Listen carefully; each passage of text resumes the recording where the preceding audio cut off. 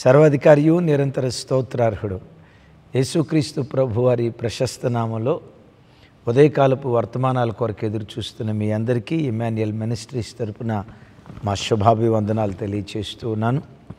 క్రీస్తునందు మాకు అత్యంత ప్రియమైన దైవజనాంగమా, ఎలా ఉన్నారు? ఈరోజు అరుణోదయపు దినాన లేచి ప్రార్థించుకున్నారా? కనీసం 2-3 అధ్యాయులైన దేవుని వాక్యాన్ని చదువుకున్నారా? ఈ అక్టోబర్ మాసం, ఈ 31 దినాలు మీ ఆధ్యాత్మిక జీవితం ఎలా సాగుతూ వచ్చింది? ప్రభుకి ఇష్టలుగా బ్రతుకుతూ వచ్చారా? పరిశుద్ధ జీవితం, ప్రార్థన జీవితం, దేవుని ఎదుట నీతి న్యాయాలు కలిగి భక్తి జీవితాన్ని కాపాడుకుంటూ ఈ 10 మాసాలు ప్రభు కృపలో సాగిపోతూ వచ్చారా? అలా సాగిపోతూ వస్తే ప్రభువుకే మహిమ కలుగును గాక. ప్రత్యేకంగా ఈరోజు రాత్రి 8 గంటలకు మాసాంతర కూటం. గడిచిన 10 మాసాలు సజీవులుగా ప్రభువారు మనలను కాపాడిన దానికి ప్రతిగా ఆయనకు కృతజ్ఞతాస్తుతులు తెలియచేయటానికి మించి ఏమిచ్చి ఆయన రుణాన్ని మనం తీర్చుకోగలం? మన్ను ఆయనను స్తుతించలేదు, పాతాళం ఆయనను స్తుతించలేదు, మృతులు ఆయనను స్తుతించలేరు. సజీవుడైన దేవునిని సజీవులు సజీవులే కదా నిన్ను స్తుతించేదని లేఖనాల్లో రాయబడి ఉంది కదా. ఈ రాత్రి మాసాంతర కూటంలో తప్పకుండా దేవుని సన్నిధిలో కలుసుకొని ప్రభువుని స్తుతిస్తూ ఘనపరుస్తూ నూతన మాసంలో ప్రవేశించుదాం. మంచిది. ఇదేనో ఓ అద్భుతమైన వర్తమానం మీతో పంచుకోవటానికి పరిశుద్ధాత్మ దేవుడు నా హృదయాన్ని పురుకొల్పారు. నిన్నటి దినం ఉమెన్స్ వరల్డ్ కప్ నిమిత్తం సెమీఫైనల్స్ జరిగాయి. సెకండ్ సెమీఫైనల్ ఆల్రెడీ ఫస్ట్ సెమీఫైనల్లో మేబీ దక్షిణాఫ్రికా ఫైనల్కి వెళ్ళింది. ఈ సెకండ్ సెమీఫైనల్లో ఆస్ట్రేలియాకి భారతదేశానికి అంటారు కదా, హొరాహొరీ పోరు. మామూలు పోరు కాదు. అసలు ఆస్ట్రేలియా అంటేనే క్రికెట్లో దిగ్గజాలుగా ఉన్న దేశాల్లో మన భారతదేశం, అలాగే ఆస్ట్రేలియా దేశం. అయితే ఈ ఉమెన్స్ దాంట్లో ఓ రకంగా ఆస్ట్రేలియానే కాస్తంత ఎక్కువ స్థితిలో ఉంది అని చెప్పడానికి సందేహం లేదు. క్రికెట్ పండితులకు తెలుసు. ఈ సెకండ్ సెమీఫైనల్లో ఫస్ట్ బ్యాటింగ్ చేసిన ఆస్ట్రేలియా 338 పరుగుల దాకా చేసింది. మ్యాక్సిమం అనాలిసిస్ చేసేవాళ్ళు అన్నారు డెఫినెట్గా ఆస్ట్రేలియానే గెలుస్తుంది అని. ఆస్ట్రేలియానే ఫైనల్కి వెళ్తుంది. ఇంత పెద్ద స్కోర్ చేయటం, దాన్ని చేయటం కష్టం అన్నట్లుగా, ఓ రకంగా ఓడిపోతుంది మన దేశం అన్నట్లుగా ఓ తెలియని నిర్లిప్తత. కానీ అద్భుతం, మన భరత గడ్డలో బ్రతుకుతున్న ప్రతి భారత వీర వనిత అద్భుతంగా ఆడారు. ఒకరేమి అలాగే కెప్టెన్ అత్యద్భుతంగా ఆడారు. వారితో పాటు ఓ యవ్వన అమ్మాయి, చిన్న అమ్మాయి అద్భుతంగా ఆడి తనొక్కతే సెంచరీ చేసి ఆల్మోస్ట్ 127 పరుగులు చేసి నాటౌట్గా నిలిచింది. భారతదేశ కీర్తి ప్రతిష్టలు ప్రపంచమంతా రెపరెపలాడే దానిలో ఈ అమ్మాయి ప్రధాన భూమిక పోషించింది అని చెప్పడానికి సందేహం లేదు. అది ఒక గొప్ప అతిశయోక్తి కూడా కాదు. అద్భుతం. భారతదేశ చరిత్ర, భారతదేశ పతాకం రెపరెపలాడే దానిలో ప్రధాన భూమిక పోషించిన ఆ అమ్మాయి పేరు జమీమా. జమీమా. బైబిల్లో జమీమా అనే పేరు ఎక్కడ వింటారు? అయ్యో, ఇది బైబిల్ పేరా అని అనుకుంటున్నారా? అవును. భక్తుడైన యోబు గారు ఉన్నారే, యోబు గారి పెద్ద కుమార్తె పేరు జమీమా. జమీమా. జమీమా అంటే పావురం. ఏంటి జమీమా అనే పేరు ఈ అమ్మాయి పెట్టుకుంది? యేసుప్రభు తెలుసా అని అనుకుంటున్నారా? వారి తండ్రి గారు ఎవాంజలిస్ట్. ముంబై ఆ ప్రాంతాల్లో ఎన్నో సువార్త సభలు ఆయన ఏర్పాటు చేశారు. కొందరు దైవజనులు అంటారు, మరి కొంతమంది ఆయన ఎవాంజలిస్ట్, సువార్తికుడు అని అంటారు. అద్భుతం. ఆ తండ్రి పేరు ఎవాన్. ఆ భక్తి కలిగిన తల్లిదండ్రులకు పుట్టిన బిడ్డే జెమీమా. 4వ సంవత్సరం నుంచే క్రికెట్ ఆడటం బహు ఆసక్తి చూపిస్తూ ఆ క్రికెట్ ఆడుతూ ఈరోజు మన భారతదేశాన్ని ప్రపంచ దేశాల్లో క్రికెట్ ఆటలో ఓ అగ్రగామి దేశంగా మన దేశం విరాజిల్లటానికి ఈ క్రైస్తవ యవ్వన అమ్మాయి ప్రధాన భూమిక పోషించింది. భారతీయ క్రైస్తవులారా, క్రైస్తవ యవ్వన బిడ్డలారా, దేవుడు మనకిచ్చిన ఈ భరతగడ్డ, ఈ దేశం అన్ని విషయాల్లో అగ్రరాజ్యంగా విరాజిల్లే విషయంలో ప్రతి భారత క్రైస్తవ యవ్వన బిడ్డ ప్రధాన భూమిక పోషించాలి. మన దేశం ఆర్థికంగా, ఆరోగ్యపరంగా, శాస్త్రీయపరంగా, ఆటల విషయంలో వాట్నాట్ మేలైన ప్రతి విషయంలో, సత్యమైన ప్రతి విషయంలో మన దేశం ఎప్పటికీ ఎన్నటికీ అగ్రరాజ్యంగా విరాజిల్లాలి. అగ్రరాజ్యంగా దేశం విరాజిల్లే దానిలో ప్రతి క్రైస్తవుడు ప్రధాన భూమిక పోషించేవాడై ఉండాలి. ఈ అమ్మాయి ఇంత అద్భుతంగా, ఈ యవ్వన అమ్మాయి ఇంత అద్భుతంగా ఆటాడితే మొత్తానికి ఇంటర్వ్యూ చేసేవాళ్ళు ఆ అమ్మాయిని ఇంటర్వ్యూ చేశారు. అమ్మా, నీ విజయానికి కారణం ఏంటి? ఎలా నువ్వు విజయాన్ని సాధించగలిగావు అని అంటే తను చెప్పిన మొట్టమొదటి మాట ఏంటో తెలుసా? చూడండి. It's the stuff of dreams. I can imagine there's a lot of emotion in you right now. What are your first thoughts? Firstly, I want to thank Jesus because I couldn't do this on my own. I know He carried me through today. I want to thank my mom, my dad, my coach, and every single person who just believed in me throughout this time. It was really hard these last. మొట్టమొదట యేసుక్రీస్తుకు నా thanks, ఆ తర్వాత మా father and mother, coach, నా భారత ప్రజలకు, నన్ను నమ్మిన నా దేశస్తులకు కృతజ్ఞతలని తను మొట్టమొదట ఎవరికి థ్యాంక్స్ చెప్పిందో తెలుసా? తన విజయ రథ సారథి నజరేయుడైన యేసుక్రీస్తు ప్రభువారు. క్రైస్తవ జనమ, ప్రపంచ మీడియా అంతా చూస్తుంటుండగా అఫ్కోర్స్ 800 కోట్ల మంది ప్రజలు చూడకపోవచ్చు, 100 కోట్ల మంది ప్రజలు చూస్తూ ఉంటుండగా ఆ 100 కోట్ల మంది ప్రజల మధ్యలో తన దేవునిని ఘనపరచటం మానలేదు, తన దేవునిని గౌరవించటం మానలేదు. నేనంట భారతదేశానికి ఒక తలమానికగా ఆ యవ్వనమ్మాయిని నిలవబెట్టడానికి కారణం ఏంటో తెలుసా? నంబర్ 1, దేవునిని ఘనపరిచేది. దేవుని ఘనతను చాటి చెప్పటానికి ఏమాత్రం సిగ్గుపడలా. లేఖనాల్లో మీరు ఎరుగుదురు కదా, నన్ను ఘనపరుచు వారిని నేను ఘనపరుస్తా. నిజమే, ఫరోకు ఒక కల వచ్చింది. ఆ కల భావన ఏంటో అర్థం కాక యోసేపును పిలిస్తే యోసేపుతో అంటాడు, బాబు నువ్వు కల చెప్తే కలభావన చెప్తావట కదా, ఆ టాలెంట్ నీ దగ్గర ఉందట కదా అని ఫరో అంటే వెంటనే యోసేపు భుజాలు దడుముకుంటా, అవును సార్, మన రేంజ్ అది, మన టాలెంట్ అది అని బడాయి మాటలు మాట్లాడలా. యోసేపు ఏమన్నాడో తెలుసా? చూడండి, 41వ అధ్యాయం ఆదికాండం 16వ వచనం, 41:16. యోసేపు, అది నా వలన కాదు, దేవుడే ఫరోకు క్షేమకరమైన ఉత్తరం ఇచ్చునని ఫరోతో చెప్పాను. నా వలన కాదు, అది దేవుడే, నా వలన కాదు, అది దేవుని వలన అవుతుంది. వాహ్! రాజు ఎదుట తన దేవుని గూర్చి చెప్తున్నాడు. తమ్ముళ్ళారా, చెల్లెలారా, మీరు చదువుతున్న కాలేజెస్లో, మీ ఉద్యోగ స్థలాల్లో, మీ వ్యాపార స్థలాల్లో అవకాశం దొరికిన ప్రతి చోట యేసుక్రీస్తు ఔన్నత్యాన్ని చాటి చెప్పటానికి ఎక్కడ మీరు సిగ్గుపడద్దు, ఎక్కడ మీరు బిడిపడద్దు.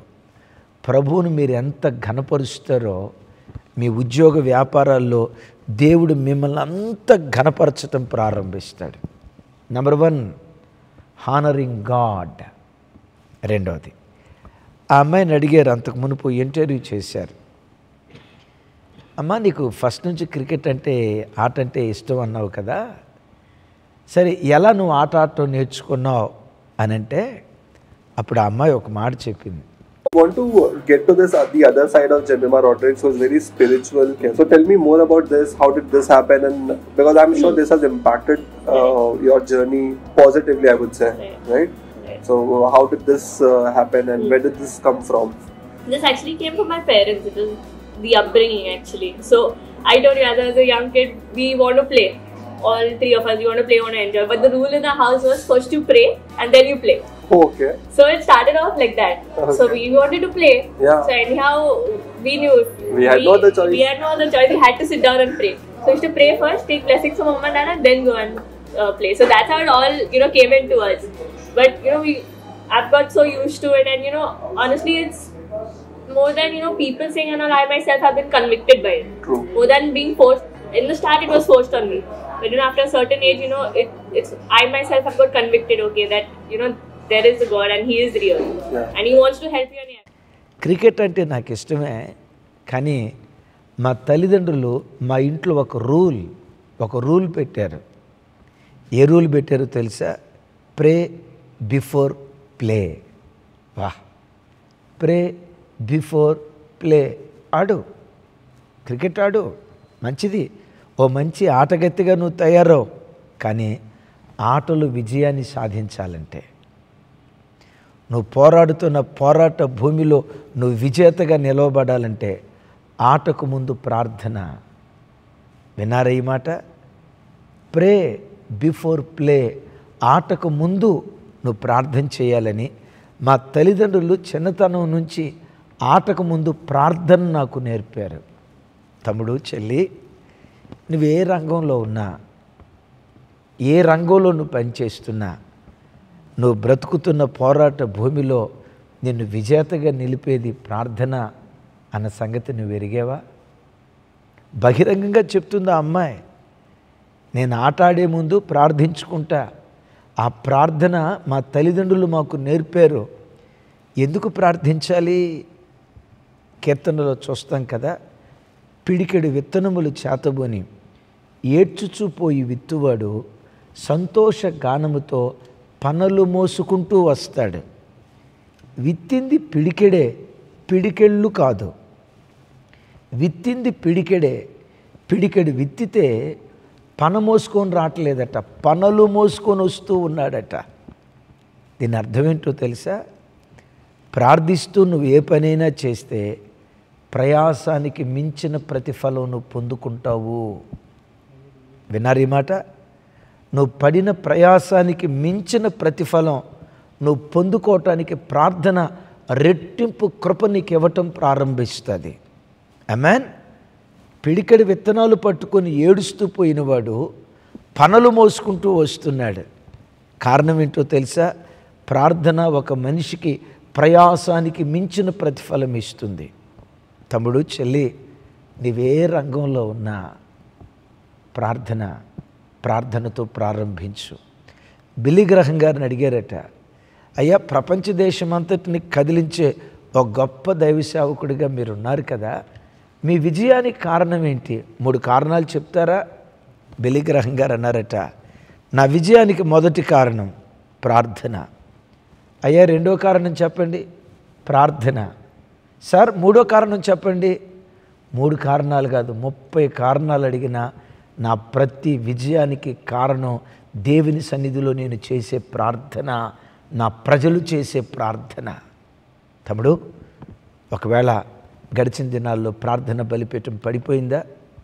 ఈ చిన్న అమ్మాయి మాట్లాడుతున్న మాట ఇన్స్పిరేషన్గా తీసుకోండి. ప్రార్థన. అడిగారు, ఈ ప్రార్థన నీకు ఎక్కడి నుంచి వచ్చింది? నా తల్లిదండ్రులు అప్ బ్రింగింగ్ అనే పదం వాడింది. Up bringing. విన్నారా? అప్ బ్రింగింగ్ అంటే నా తల్లిదండ్రుల పెంపకం అలాంటిది. ఎప్పటి నుంచి తల్లిదండ్రులు నేర్పారు? చిన్నతనం నుంచి. కీర్తనలో చూస్తాం కదా, బాలుడు నడవవలసిన త్రోవ వానికి నేర్పు, పెద్దవాడైన తర్వాత వాడు దానిలో నుండి తొలగిపోడు. తల్లిదండ్రులారా, మీ అన్నగా, మీ కుటుంబ సభ్యునిగా, యవన భార్యాభర్తలారా, మీ అన్నగా నా చేతులు జోడించి దండం పెట్టి చెప్తున్నా, పిల్లలకు చిన్నతనం నుంచి ప్రార్థన నేర్పండి, వాక్యం నేర్పండి. బాల్య దినాల నుంచే వారు దేవునిలో బ్రతకటం నేర్పండి. నాన్న, రోజుకొచ్చే ఒక కంఠత వాక్యం చెప్పు, రోజుకో క్రొత్త కంఠత వాక్యం వాళ్ళ చేత చెప్పించుకోండి. రోజు ఒక 5 నిమిషాలు 10 నిమిషాలు పిల్లలను మోకరింపచేసి, నాన్న ప్రార్థన చేయి, ఇదిగో ఇలా ప్రార్థన చేయాలి, ఇలా ప్రార్థన చేయవా అని ఆ చిన్న పిల్లలకు చిన్నతనం నుంచే ఆ దైవభక్తిని ఉగ్గుపాలతో మనం నేర్పే తల్లిదండ్రులుగా ఉంటే ఈ భరత గడ్డకు మన పిల్లలు తలమానికగా మారిపోతారు. యేసయ్యకి మహిమ కలుగును గాక. చాలామంది పిల్లలు చిన్నపిల్లలుగా ఉన్నప్పుడు ఆడి చిన్నపిల్లోడమ్మా, పెద్ద ఎరిగిన తర్వాత వాడే నేర్చుకుంటాడు. ఏం చిన్నప్పుడు మనం ఇట్లాంటి పనులు చేయలేదా, రేపు వాళ్ళు పెద్దవాళ్ళు అయిన తర్వాత వాళ్ళే నేర్చుకుంటారులే అని చిన్నపిల్లలుగా ఉన్నప్పుడు నిర్లక్ష్యం చేస్తారు. మీరు ఒక సామెత ఎరుగుదురు కదా, మొక్కై వంగనిదే మానై వంగునా. ఎప్పుడు వంచాలి? మొక్క దశలోనే వంచాలి. మిమ్మల్ని ఒక మాట అడుగుతా, మన భారతదేశంలో మనం తినే కూరగాయల్లో పొడువాటి కూరగాయ ఇది చెప్పండి, చెప్పండి ఒకసారి. పొడువాటి కూరగాయ ఇది? అదే ఎస్, కామెంట్ బాక్స్లో రాయండి. పొట్లకాయ. చాలా పొడుగ్గా ఉంటుంది. వాస్తవంగా దాన్ని ఇంగ్లీష్లో ఏమంటారు తెలుసా? Snake God. స్నేక్ గాడ్ ఎందుకంటారు? పాము ఎంత పొడుగుంటుందో అంత పొడుగుంటుంది. ఈ పొట్లకాయ పిందిగా ఉన్నప్పుడు రైతు ఏం చేస్తాడో తెలుసా? ఆ పిండి చివర దారం కట్టి కింద బరువు వేలాడదీస్తాడు. ఎప్పుడు? పిందిగా ఉన్నప్పుడు. ఎందుకో తెలుసా? కింద బరువు వేలాడదీస్తే ఆ కాయ స్ట్రైట్గా పెరుగుతుంది, స్ట్రైట్గా పెరుగుతుంది. పిందె దశలో రైతు అజాగ్రత్త పిందె దశలో రైతు జాగ్రత్త తీసుకోకపోతే పాము ఎన్ని మెలికలు ఉంటుందో ఈ పొట్లకాయ కూడా అన్ని మెలికలు తిరుగుతుంది. అందుకనే దానికి పెట్టిన పేరు స్నేక్ గాడ్. పొట్లకాయ పాములాగా మెలికలు తిరుగుతుంది. అది పాములాగా మెలికలు తిరగకుండా ఉండాలంటే పిందెగా ఉన్న దశలోనే రైతు జాగ్రత్త తీసుకుంటాడు. యవన భార్యాభర్తలారా, భారతదేశంలో బ్రతుకుతున్న క్రైస్తవ భార్యాభర్తలారా, ప్రపంచ దేశాల్లో బ్రతుకుతున్న తల్లిదండ్రులారా, మీ పిల్లలు చిన్న పిల్లలుగా ఉన్నప్పుడే, బాలురుగా ఉన్నప్పుడే నడవవలసిన త్రోవ మనం వారికి నేర్పేటువంటి వారిగా ఉండాలి. ఆ అమ్మాయి చెప్తుంది, అప్బ్రింగింగ్ చైల్డ్, అలాంటి దైవికమైన పెంపకంలో పెరిగిన అమ్మాయిని నేను అని అంటూ ఉంది. ఆ తర్వాత వాళ్ళు అడిగారు, అమ్మాయి నువ్వు ప్లే గ్రౌండ్లో ఉన్నప్పుడు ఎప్పుడు నీతో ఏదో మాట్లాడుకుంటూ ఉంటావే, ఏం మాట్లాడుకుంటావు? అమ్మాయి ప్లే గ్రౌండ్లో నిలవబడినప్పుడు గతంలో కూడా ఆటాడుతూ మాట్లాడుకుంటూ ఉంటుందట. ఏం మాట్లాడుకుంటూ ఉంటావు? ఆ అమ్మాయి చెప్పింది, నన్ను నేను ప్రోత్సహించుకుంటా. జమీమా, ఈ పని నువ్వు చేయగలవు, నువ్వు అద్భుతంగా ఆడగలవు, మన దేశాన్ని విజేతగా నువ్వు నిలవబెట్టగలవు, ఆ శక్తి సామర్థ్యాలు నీ లోపటున్నాయి అని నన్ను నేను బూస్ట్ చేసుకుంటా, నన్ను నేను ప్రేరేపించుకుంటా, నన్ను నేను పురికొల్పుకుంటా. ఏంటి తనను తాను పురికొల్పుకుంటుందట. విన్నారు ఈ మాట? దైవజన్మ, ఎప్పుడు ఏ రంగంలో నువ్వు ఉన్నా నువ్వు విజేతగా నిలవబడాలంటే నిన్ను నువ్వు ప్రోత్సహించుకోవాలి. నన్ను దేవుడు అనవసరంగా పుట్టించలా, ఓ కారణం చొప్పున పుట్టించాడు. నేనెవరిని? కారణ జన్ముణ్ణి. నేనెవరిని? ఓ కారణ జన్ముణ్ణి. నా ప్రభు ఓ కారణం చొప్పున నన్ను ఈ భూమి మీదకు పంపించాడు.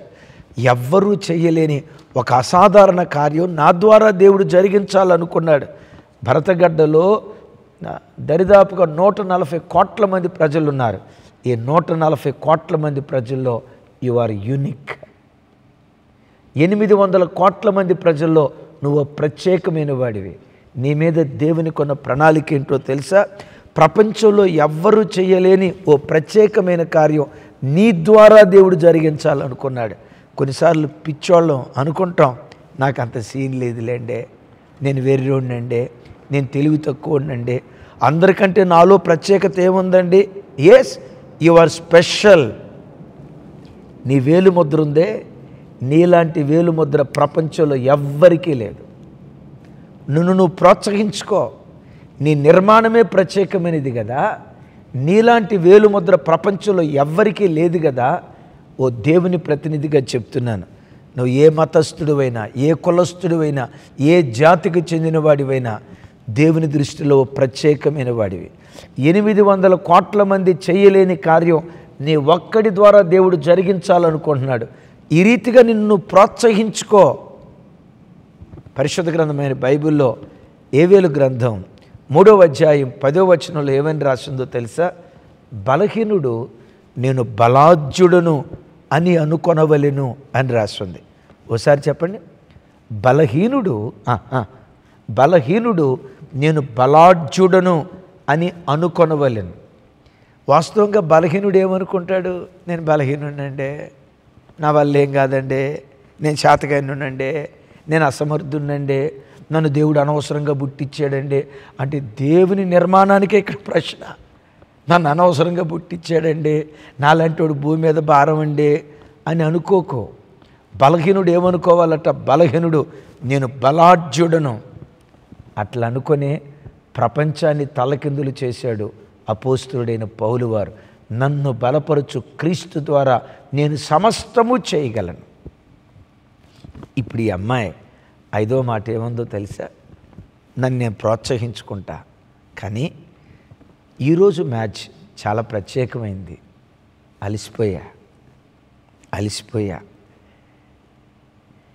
అలిసిపోయా. నన్ను నేను ఎంత పురికొల్పుకుంటున్నా, మేము ఛేదించాల్సిన స్కోర్ 338. బాబోయ్, ఇట్స్ వెరీ డిఫికల్ట్ టాస్క్.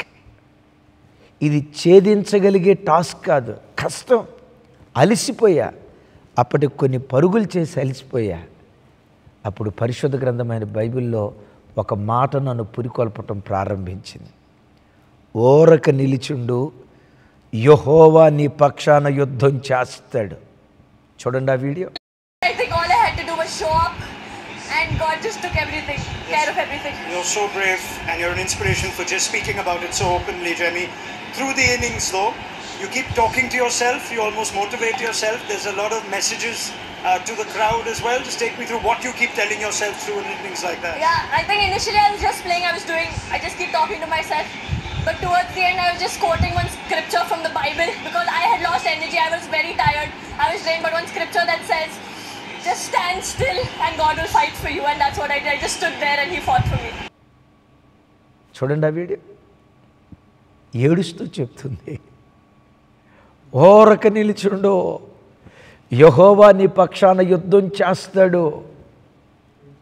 ఆ బిడ్డ అందట, ఇక నేను జస్ట్ అట్లా నిలవబడి ఉంటా, దేవుని జ్ఞాపకం చేసుకుంటూ పోరాట భూమిలో నేను నిలవబడతా. ఓరక నిలిచుంటే నా పక్షాన యుద్ధం చేస్తాను అని అన్నాడే. ఆ మాటను గుర్తుకు తెచ్చుకొని ఆ మాట మీద విశ్వాసంతో ప్లేగ్రౌండ్లో నిలవబడింది భారతదేశ జాతీయ జెండా రెపరెపలాడేటట్లుగా, భారతదేశ చరిత్ర సువర్ణాక్షరాలతో రాయబడేటట్లుగా అద్భుతం. దేశాన్ని తలమానికగా నిలవబెట్టింది ఈ క్రైస్తవ వీర వనిత. క్రైస్తవుడా, ఏ రంగంలో ఉన్నావు? ఓరక నిలిచుండు. ఓడిపోతాను అనుకుంటున్నావా? ఈ చదువు నేను చదవలేను అనుకుంటున్నావా? ఈ వ్యాపారం నేను చేయలేను అనుకుంటున్నావా? వ్యాపారం చేసేది నీవు కాదు, దేవుడే నీ ద్వారా జరిగిస్తాడు. ఆట ఆడేది నీవు కాదు, నీ పక్షాన దేవుడే నిలవబడి నీ చేత ఆట ఆడిస్తాడు. ఆట ఆడించడమే కాదు, నిన్ను గెలిపిస్తాడు దేవుడు. ఎందుకో తెలుసా? నీవు ఆరాధించే దేవుడు మకుటము లేని మహారాజు, ఓటమి ఎరుగని జయశాలి. ఎస్, ప్రపంచమంతా మరణం ఎదుట ఓడిపోయింది. మరణాన్ని గెలిచిన ఒకే ఒక్క జయవీరుడు. మరణమాని ముల్లెక్కడ, మరణమాని విజయం ఎక్కడని మరణంపై విజయ నికేతనాన్ని ఎగరవేసిన జయశాలి నీవు ఆరాధించే యేసుక్రీస్తు. ప్రతి వాడు పాపం చేతిలో ఓడిపోయాడు, పాపాన్ని జయించిన జయవీరుడు యేసుక్రీస్తు. ప్రతి వాడు సైతాను చేతిలో ఓడిపోయాడు, దురాశల చేతిలో ఓడిపోయాడు, నేత్రాశ, శరీరాశ, జీవపడమ్మో వీటిలో ఓడిపోయి జారులుగా, వ్యభిచారులుగా, బహుభార్యాతత్వం కలిగిన వారిగా, అపవిత్రులుగా బ్రతుకుతూ వచ్చారు. సృష్టి అంతటిలో పాపాన్ని జయించిన ఒకే ఒక్క జయశాలి, మరణాన్ని జయించిన జయశాలి, సమాధి గుండెను చీల్చి మృత్యుంజయుడే తిరిగి లేచిన ఒకే ఒక్క యోధుడు నజరేయుడైన యేసుక్రీస్తు. ఆయన నీ ప్రక్కన నిలవబడ్డాడు. చూడు, నీ ప్రక్కన దేవుడు నిలవబడ్డాడు. నువ్వు గెలుస్తావు, దేవుడు నిన్ను గెలిపిస్తాడు.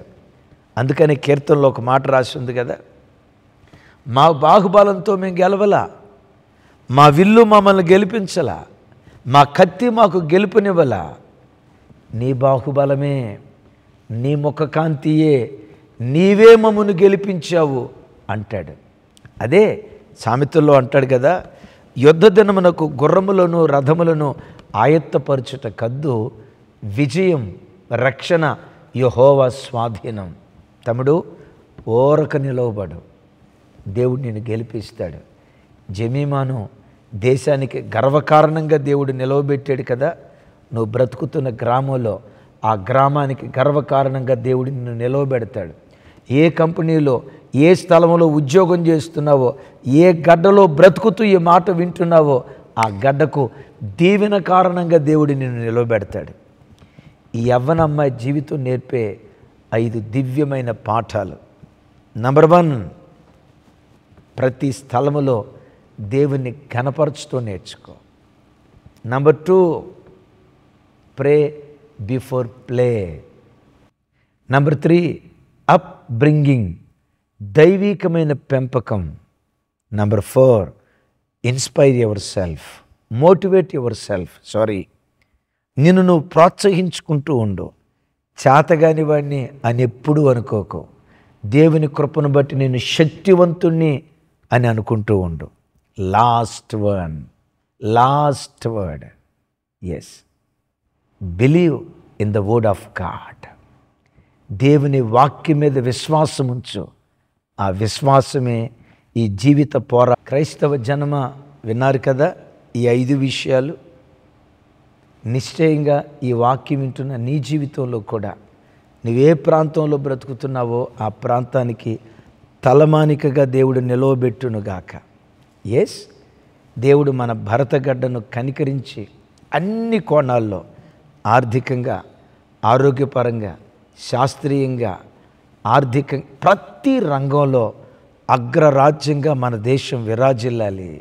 మేలైన ప్రతి విషయంలో అగ్రరాజ్యంగా విరాజిల్లాలి. అగ్రరాజ్యంగా విరాజిల్లే విషయంలో క్రైస్తవునిగా నీవు ప్రధాన భూమిక పోషించు. అవును, క్రైస్తవుడంటే దేశద్రోహి కాదు. దేశాన్ని కీర్తి పతాకాలతో విరాజిల్లటానికి అహర్నిశలు ప్రయాసపడే దేశభక్తుడు. నేనంట క్రైస్తవుని మించిన దేశభక్తుడు ప్రపంచంలో ఎవరున్నారు? ఏ దేశంలో బ్రతుకుతున్నా ఆ గడ్డ రుణం తీర్చుకోవటమే నీ దేవుడు నీకు నాకు నేర్పిన నీతియుక్తమైన జీవితం. యేసయ్యకి మహిమ కలుగునుగాక. నిశ్చయంగా నువ్వు ఉంటున్న రంగంలో దేవుడు నిన్ను తలమానికగా నిలవబెట్టినట్లుగా మన భారతదేశం అన్ని కోణాల్లో ఫైనల్ ప్రతి విషయంలో దేశాన్ని అగ్రరాజ్యంగా దేవుడు దీవించునుగాక. ప్రత్యేకంగా జమీమా పావురం ఆ బిడ్డను నిష్కలంకమైన పావురంగా తన మహిమ కొరకు దేవుడు ఆ బిడ్డను ఆశీర్వదించునుగాక. ప్రార్థన చేస్తాను, ఏకీభవిస్తారా? తండ్రి, మీకు స్తోత్రం. జమీమా జీవితంలో నుంచి మాకు 5 పాఠాలు నేర్పారు. అవును నాయన, ప్రతి సందర్భంలో నిన్ను ఘనపరిచేవారిగా మమ్మను బ్రతికించు. పనికి ముందు ప్రార్థన మాకు నేర్పు. చిన్నతనం నుంచి ఆ దైవికమైన పెంపకం మాకు దయచేయి. అయ్యా, మేము బలహీనులం కాదు, బలాఢ్యులం అని మమ్మల్ని మేము పురుకొల్పుకునే కృప దయచేయి. నీ వాక్యం మీద, నీ వాగ్దానాల మీద నిండు మనసుతో నమ్మకముంచే కృప దయచేయి. ఇదిగో ఈ ప్రార్థనలో ఎవరెవరు ఏకీభవిస్తున్నారో వారు, వారి పిల్లలు, వారి పిల్లల పిల్లలు దేశానికి శిరస్సుగా మారుదురుగాక. మా దేశాన్ని ప్రపంచ దేశాలకు అగ్రరాజ్యంగా నిలవబెట్టే విషయంలో ప్రతి క్రైస్తవుడు యేసు నామం పేరిట ప్రధాన భూమిక పోషించి మీ మహిమ కొరకు నిలవబడుదురుగాక. సమస్త ఘనతలు మీకే. యేసు నామం పేరిట ప్రార్థించి స్తుతించి పొంది ఉన్నాం తండ్రి. తండ్రి అయిన దేవుని ప్రేమ, కుమారుడైన యేసుక్రీస్తు వారి దివ్యకృప, పరిశుద్ధాత్మ దేవుని సహవాసం మనకు సకల పరిశుద్ధులకు సదా తోడయుండి నడిపించునుగాక. ఆమేన్, ఆమేన్, ఆమేన్. Thank you. కృపా సమాధానాలు మనందరికీ తోడయుండునుగాక. ఈ రాత్రి మాసాంతర కూటంలో కలుసుకుందాం.